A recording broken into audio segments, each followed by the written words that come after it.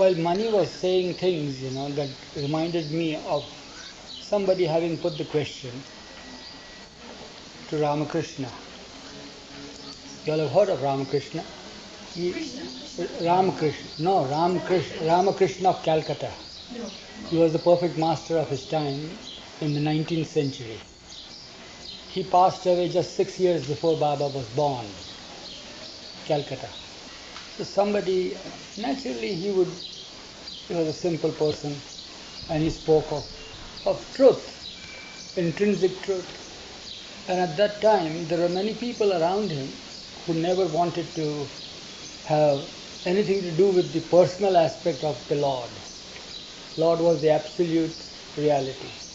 So he insisted that it is of paramount importance that you should have the image of the impersonal one in order to reach the impersonal. And then he insisted on the same thing as Mani said, that every little thing counts, remember him, think of him, but him whom? Anybody that you begin to imagine in person. Yeah, that's how it is. So one person in that congregation piped out, says, is it ever possible for us to do that while we are householders? And what a beautiful reply he gave. It was just there, so fresh in my mind. It says, of course, we all are householders, and it is absolutely possible for anybody and everybody to do it. You have your wives, you have your children, you have your business, you have to do this and you have to do that. Now take the case of a maid servant working in a very wealthy person's house. And he is there, and she is there all the time, day and night. Service is there, because she has to. She is the slave there like that, paid for it. So she serves well. She has to look after the children. She has to see to the cooking. She has to see to the dishwashing, sweeping, this, that, and everything. It's her own house, it seems. But does she really feel that it's her own house? No, she knows that she has her home. She even calls the children of the wealthy person his boss. They are, my Meera, my Sita, come here, my. She has even taken them as her own, calling them out as mine. Where's my Sita gone now? Ram, do go and call her, and so forth and so on. But she knows that she has her own children.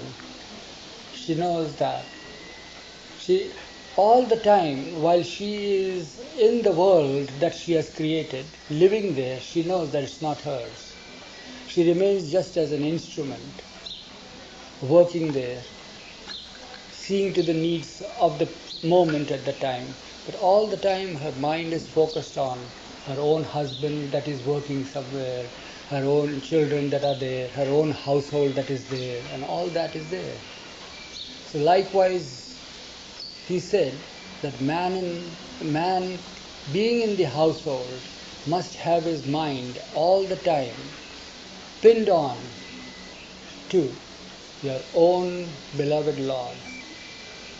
Because all this is nothing but borrowed things. All your household that you feel, that your wife and your children and all this is nothing, but it's just like you have been planted over there to do your duty and discharge your responsibility.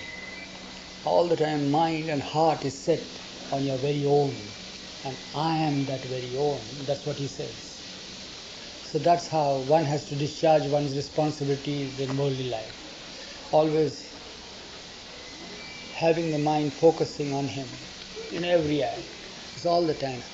It's very difficult, but it's not impossible.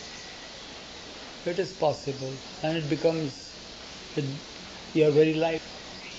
A matchbox. It didn't belong to us. A minute before, I purchased it.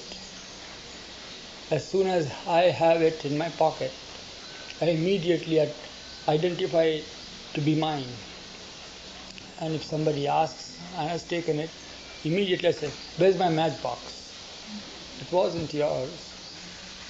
Or immediately it belongs to me. It's mine. And that's the trouble. So we have to get out of this me, mine, I,